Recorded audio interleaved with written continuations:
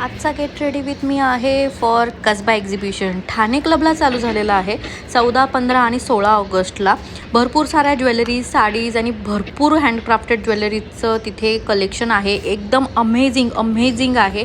त्यासाठी मी एकदम मस्त रेडी होऊन जाते, कारण तिथे खूप सारे ब्लॉगर्स येतात आणि जे स्टॉलवाले असतात, ज्यांचं पेज असतं, ते सुद्धा आपले फोटोज काढून टाकू शकतात. म्हणून एकदम मस्त रेडी होऊन जायचं, म्हणजे आपण छान दिसू. तुम्ही सुद्धा व्हिजिट करायला विसरू नका.